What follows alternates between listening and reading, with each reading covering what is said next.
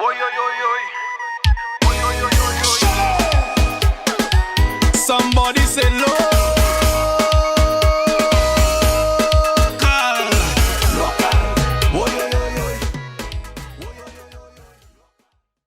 Greetings to all the family, friends and fans of DAsportsVYBEZ.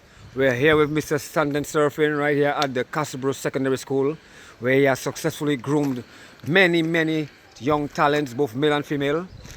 Stanton is the national youth team head coach, both male and female. Also the head coach of East Central Football Club and the Castleboro Secondary School. So Stanton, just tell us about the school and all the players you have grown here. Yes, good afternoon and thanks for having me. As Maggie said, I'm Stanton Seraphine, physical education and sports teacher at the Castleboro Secondary School. I'm also a football coach. But yeah, this is where it all started for me in terms of coaching. I studied at the Castleboro Secondary School 20 years ago. That was in 2000. 20? And that time when I started, football was not so popular at the school and in the communities around, and it was a bit challenging early on. We had to go through a period where we were not that successful. But however, as the years went by, with students getting more interested, and also with me at the helm organizing and putting a very good football program together, we finally got on board, and right now we are a school with a football program that is second to none, and developing some top football talents right now at the Castleboro Secondary School. Your school have been doing very well in the school leagues and so on. Yes, very well. In fact, if I just go back a few years, we have won in 2016. We won the sports division secondary schools under 15 competition. 2 years later, we won the under 17, that is in 2018, the under 17 football competition. We also made it to the finals in 2018, which was a very successful year for us. Made it to the finals of the under 15 and the under 13 that same year. Unfortunately, we went out. We did not win this championship, but we came in second. In the under 15, Portsmouth Secondary got the better of us, and in the 13 and under ITSS. And just recently, this year, 2020, we also made it to the finals again of the 13 and under football competition. How satisfied are you with the kids? Yeah, I'm very satisfied with them. I must say at the Castleboro Secondary School, the students are very eager and willing to learn, and they are very committed to the football program, I must say. Seeing that the football, where it is so popular at the school, it's always difficult for me to select a final 16 to 18 guys to go out and represent the school, because a lot of guys come out and train. In that the program we have training almost for the entire week. And we have different days, different levels. So throughout the week, you would see us on the park post 1 o'clock on the park doing our football training and preparing. But as I said, students come out in large numbers, and it's always nice to see so many kids all vying for a spot on the Castleboro Secondary School football team. And would you say that that's a nice problem to have, that you have so many to select from? Very good problem, because we know one of the issues we have in Dominica, in clubs, even at some schools, is that the numbers are small. But at Castleboro Secondary, the numbers, we always get a huge number of players. And that makes it good for me, because I am able to touch a lot of young men, young boys' lives, impact them, teach them the game, and also life, how to be responsible young men out there. So I'm always happy when these guys come out, these students, and remember, they come to me at a very young age, sometimes 10, 11 years, and we groom them throughout their 5 years. So by the time they leave, they are very good footballers, and they go out there and play for their clubs, their communities, and the national team by extension. When a school is doing that well, you must talk about the support from the school in terms of the principal. Are you getting maximum support from the school? Yes, definitely. As I said, I've been there for 20 years, so my time there, I have worked with various principals, and I must say the principals, the staff, they have been on board throughout. Also the parents are always there, willing to assist, support the guys, get whatever they need, whatever they require, get that for them. And it has been a whole school approach, I must say, not just the coach, but everybody on board trying their best to put Castleboro on the football map of Dominica. Okay, and let me ask you, in terms of national team, if Castleboro school, all the students you have coached, How much of them you feel you could say made the national team at any level? Yeah, well, we have a number. We have a number because if I would just go back 2 years, in fact, that last team we had the national under 14, and last year they were the under 15. We had 10 boys from the Casper Secondary training on that team, and at the end, 6 of these boys made it on the national team. 6 out of the 18 that was selected were from the Casper Secondary School, and that is just that is just at the under 14, under 15 level. But if we go even further, we look at the senior team right now. We have people like Javi George, Sidney Locker. These are the 2 starting wing backs for the national team.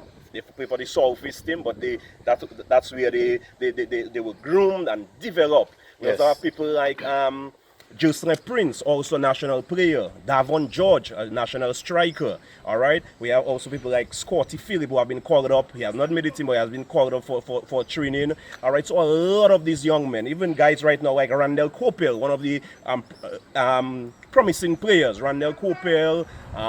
You have my son also, Starrell Seraphine, Shumani Graham. These players all played for the national under 17 in 2016, you know. And just recently on the under 20 that went to Dominican Republic, Randall and Starrell again was on that team. So we have produced a lot of young players and going on to make the national team. What about females?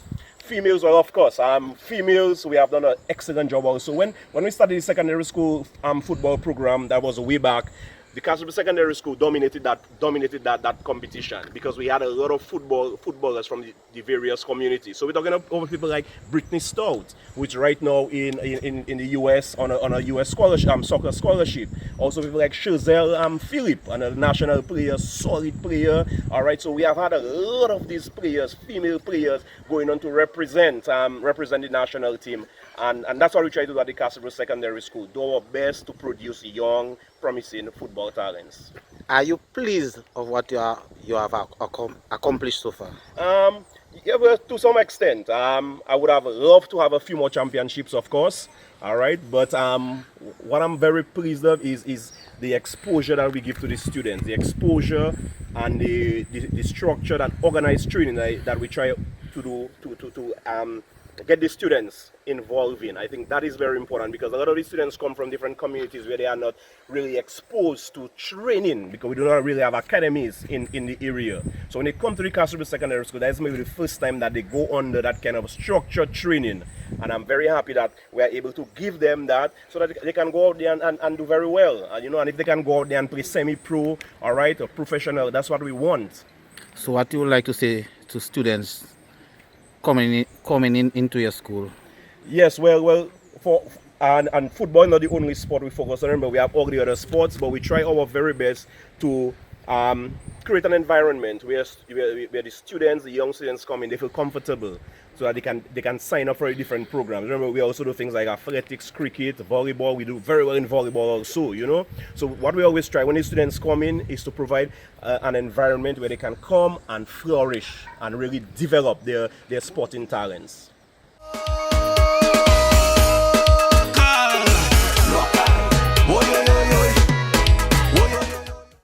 The Sports Vibes, we're here still with Coach Stanton Seraphine, and right now we're on the field, Casper playing field, where he does all his work with his club, his central, and the school. So, Coach, talk to us about this field and how it has been for you. Yes, well, as you said, as the Casper playing field, and that's where all the work is done, you know, both with my club and also the Casper Secondary School. You can see it's a very nice field, of course. A lot of games is played there. Sports division games, also DFA first division games are also played there. But that is where I come post one when school is on, of course, and that's where I work with all my students, all my footballers. That's where we come out post 1 o'clock, where we train from 1:30 to 3:30 every afternoon during the football season. Every afternoon during the football season. So that's like a 2-hour session, but we have different age groups on different days. So it's almost like you would say I'll be running an academy there during the football season, because every afternoon we have training there. One day to be 13 and on, another day to be under 15 and under 17. and that's where the young guys come really and put in the work. You can see the field is big, so we do a lot of physical work there, a lot of technical and tactical work also, you know. But then when that is done at 3:30, I usually take about a half an hour break, and then my club comes in now from about 4 o'clock. So before school finish at 1 o'clock. 1 o'clock. So the kids will bring their snack and so on, and yes, because the kids live from different areas. They're a bit far from the school, because you have students from Grand Fond, you have from Good Hope Sansovere, you have students from the Carinago. They are very far, so we can't allow them to go home and come back. So what do we do? From 1 to 1:30, allow them to eat some snack, eat something light, and then we come here from 1:30. so that means the parents are playing a crucial part in that, you know, in preparing. Definitely. Parents have to prepare for the guys. Also, we have to get permission from the parents so that the students can stay back after 1. But that's never an issue, because parents are always willing to allow their kids to stay back after 1 year, so they could stay and train. And imagine I am on that field with about 25 to 30 14 and under boys, young boys, 10, 11-year-olds. You know what is better than that as a coach? You're really there starting to work with these young guys, really trying to get pass the knowledge, you know, the technical aspects, the tactical aspects to them, and really develop an understanding of the game, because that's what you want at that age, really, that for them to start understanding the aspect of the game, you know, how to go out and play the game. And for people who sees my team out there, the Castro Secondary School, when we play, you will see that there's a clear playing style when we play football. Okay, and as you said, right after that, you have your club comes in after, so you're a very busy coach. Yeah, very busy. My club comes in. Usually we train on Mondays, Tuesdays, and Thursdays. These 3 days. So these 3 days is long days for me. As I said, I moved from the Castro Secondary School training to my club training, and we have essentially really, that's a club on the east that caters for footballers, young men, for the entire area. Castro, Good Hope Sansovere, the Carinago, and also we now have a few players from Lapin area. So the entire east, if you may say. All right. You will also we would say that you have there's a connection, with the school and that club. You have players from the school that plays for that club, right? Definitely. I think that is why maybe one of the reasons our club is so successful, in that there's a smooth transition from the school level when the boys live in 5th form. A lot of these boys come and just join with our senior team, the East Central team. And when they come, you can see these boys are in the game already. They know a lot about the game. So it's really just taking them, you know, and trying to walk with them even further. You know, but the East Central Football Club, of course, that's a club that's doing very well right now, and it's all because of the work we do right here.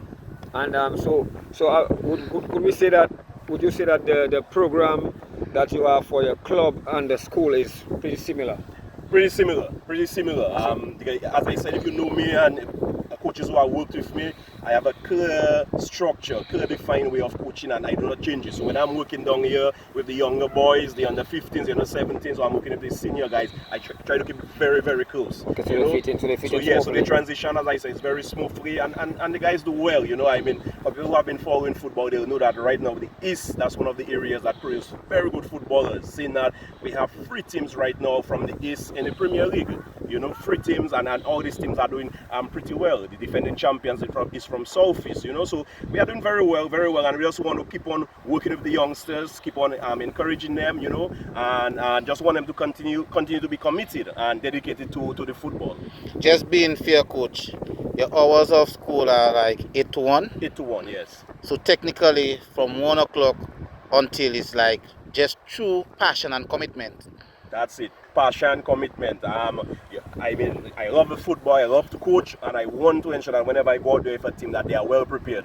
I want to ensure that they are prepared and they can go out there and do well. We may not always win, but I want to go out there, we play a good brand of football. So that's why I put as much as I can on the training ground with the school teams, with my club, so that we can go out there and do very well. I mean, you watching the Savannah, I mean, it needs some improvement. I mean, no two ways about it.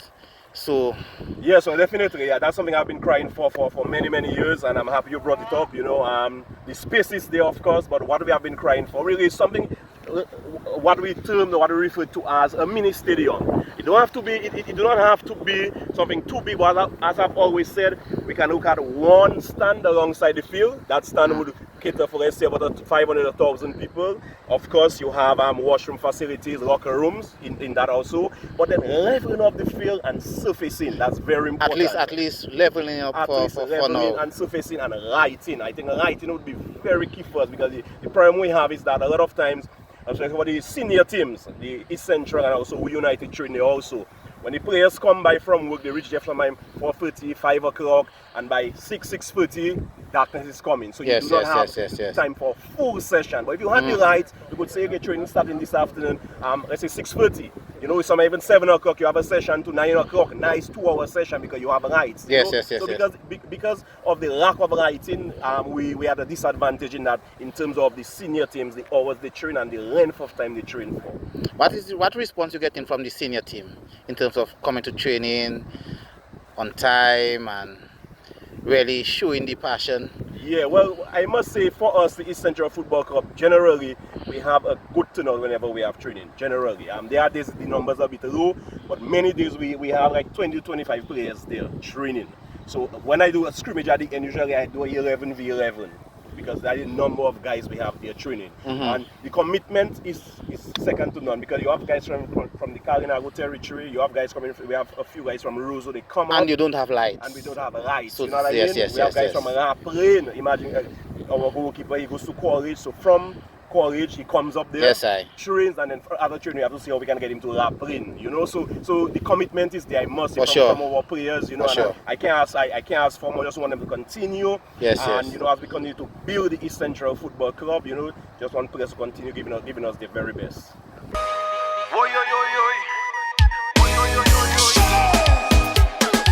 Somebody say local.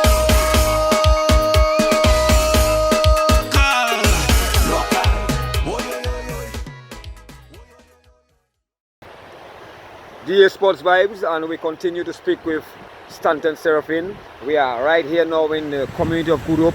We are on the little, boy, I don't know, the cube cheese. Where it all began for Stanton. So Stanton, talk to us about football, where it in inception, where it all started. Yes, well, Maggie, that is where it started. See the little patch, a little playing field we have there. As you said, in Good Hope. And that's where it all started for me. If I go back, it was like 1990 when we really started playing football. Just small-sided, really. We were all young boys, just about 10 at the time.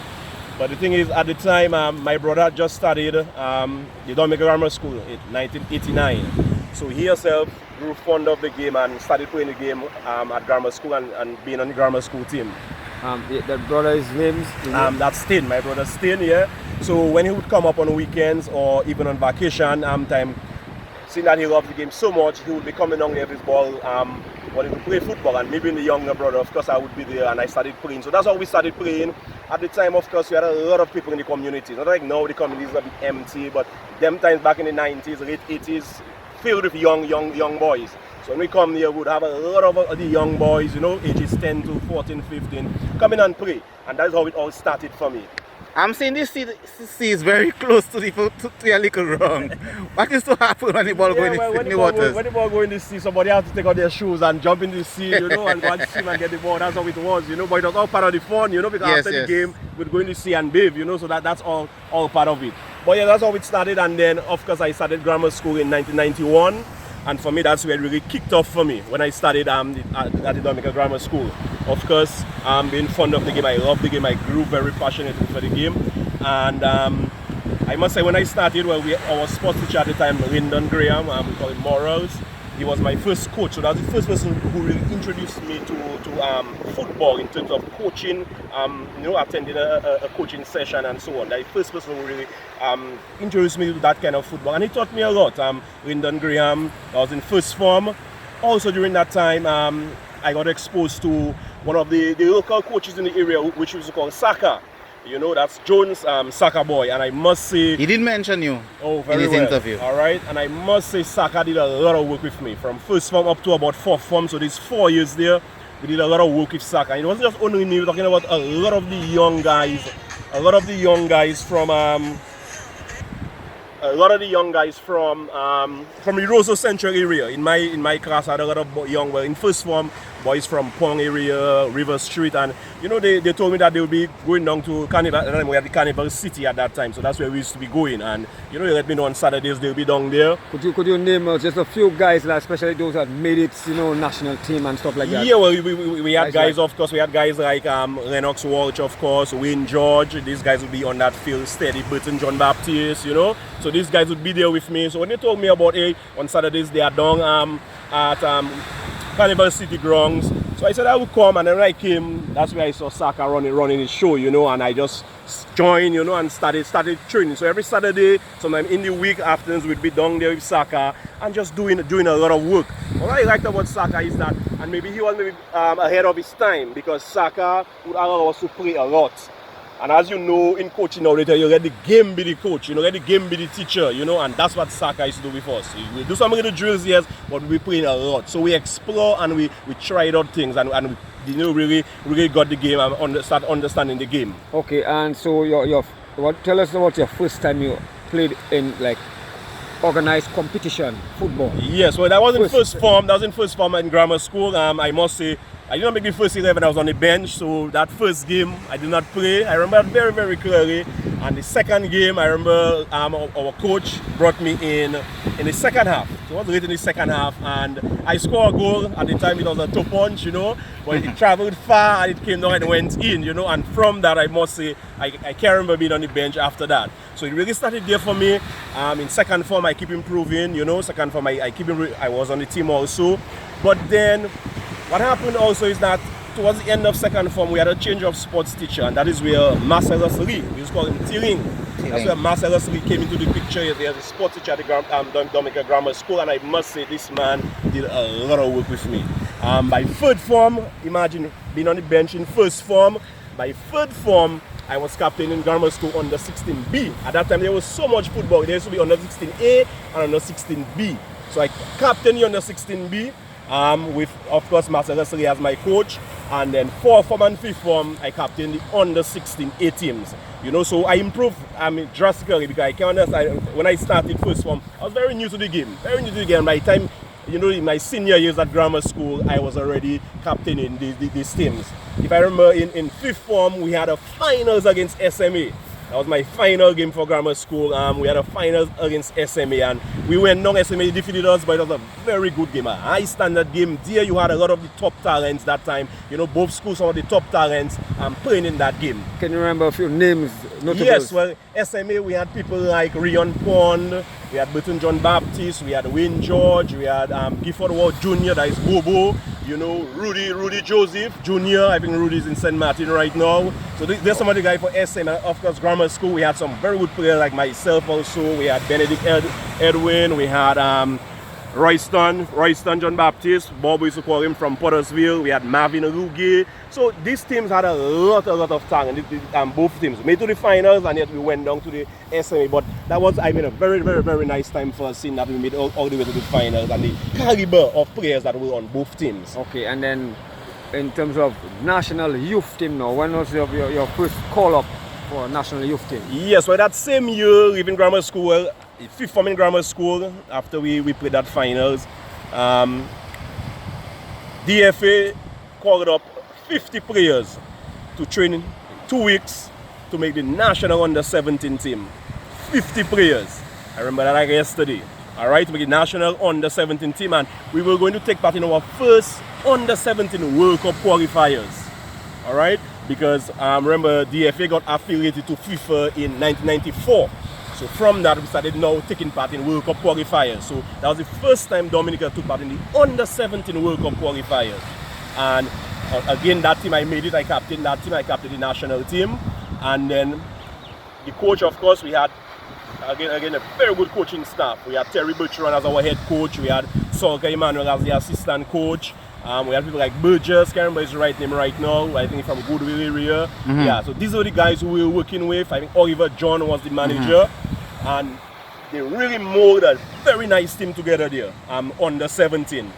And then 2 years later, again, we took part in under 20 World Cup qualifiers. And again, I made that team. I captained that team also. So these were the two youth teams, under 17 and under 20. I made and I captained.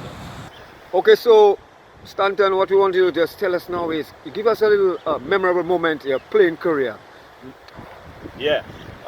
Well, for me, I must say it was representing Dominica and walking out onto the field. Me and the other soldiers going out there and battle for Dominica. For me, that was a memorable moment. In that leading the squad out. The under 17 we went to Martinique, of course. The under 20, sorry, went to Curacao. So leading my guys out there and representing Dominica, for me, that's the highlight really of my playing days. Okay, and as a coach, there is a moment that stick out to you, a game, situation that sticks out in your mind. Yes, well, maybe before I go to that, I could maybe tell you how I got into my coaching career, because when I left, well, 98 when I represented Dominica, that same year after I began working and I began teaching, and I came up to Sansove Primary. That's where I started my teaching career. So in a sense it was good for me because I went straight into coaching, in that at the time we were not playing football at the school level in Sansove. So I put a team together at Sansove, that's under 16, because there was a JSP program at the time. So put a team together and I started coaching, and from there I took off. The disadvantage was that my playing days kind of suffered, because I was doing more coaching now, and in the areas in that football wasn't so popular, is that my standards dropped my playing. So I had to make a decision whether I wanted to play or whether I wanted to coach, and really I went into coaching. I used to play small games, but basically from there I went into coaching. 98 when I started teaching, and then in 2000, very young, still young man, just 20, Joe Faustin came and called me right at Sansove, and he asked me to come and assist him with the under 15 national team. So Joe Faustin was the head coach, and he called me to be his assistants. Now that was a team that would go to Antigua every year to take part in what we call the Kifley Shepherd competition. Every year Dominica would go up to Antigua for the under 15 tournament. So that year Geoff came for me and he brought me in, and Geoff I learned a lot from him, because I would just observe him, see how he run his session, and then what he would do also is allow me to run some sessions. There's certain days he would not be there and he would just tell me, go ahead, So I think very early on I started working with these elite players, if you want to call them that, national players, and I think that helped me there when Geoff came. And then of course I continued in my community, working with my community members, continued coaching. We had several little teams. We took part in the All Ireland at that time, All Ireland League. So we had teams from Good Hope, Sansove Peach, Soufriere. And as I continue, of course, working at my school, because very importantly also in 2000, I transferred to the Castlebrooke Secondary School. So 2000 September, I started working at the Castlebrooke Secondary School, and for me, that is what really took me off, because there I was being exposed to more talent, in that now I was meeting players from all over, from Southeast area, from the East, not just Sansove when I was at the primary school, So that year, that's where I really started pushing the football. And as I said previously in the interview at the Castlebrooke, we did a lot of work there. But then we continued. I continued coaching, of course. In 2005, I was sent to Barbados to do a coaching course. And in 2009 also, I was sent to Trinidad to do an English FA course. English coaches came down and they were doing a course, and they sent me to Trinidad. And that same year, Sports Division came calling. They asked me to coach the inter-school, the Win What Island inter-school football team. So myself, and I had Joel Hamilton as my assistant. And again, we did an excellent job. We went to St. Vincent, and imagine we did not win the football tournament by just a last kick of the ball.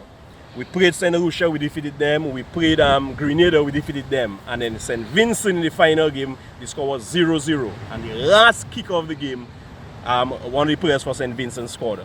So they won the football, they had 9 points, and we had 6 points because of two wins and a defeat. So we came in second. All right, and then I just continued pushing. In 2010, the Dominica Football Association came calling. I worked with Eggy on my first stint. That was the senior women's team. We went to Puerto Rico in 2010, and assistants, of course. I always observe, look at how things are done, And then that was it. From that, the following year, DFA came calling again, and they appointed me as the head coach But for that time, it was the women's girls under 20.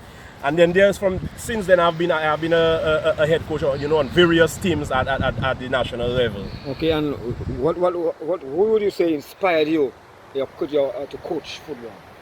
Yeah, well, I will have to say people like Erickson Christopher, because Rico, that is a man who really looked out for me. I know he was the technical director at the time in the early 2000s, and he ensured that whenever coaching courses came, that he would get me on board. So at that time, we did a lot of what we call the FIFA solidarity. Coach Rico ensured that I was always there. So I must say heads up to Rico, you know, Erickson Christopher, for ensuring that I'm always there, you know.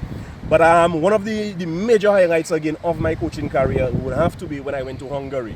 The DFA sent me up there for a 3.5 stint, and there I must say I was exposed to coaching at a different level, and I think that's where my eyes really opened as a coach, because there you are being assigned to professional clubs, and you have to be visiting these clubs every afternoon so this week is this club, another week is another club, so that gives you a feel of how football is done professionally, you know. And I learned a lot up there in the 3.5 months. I did extremely well.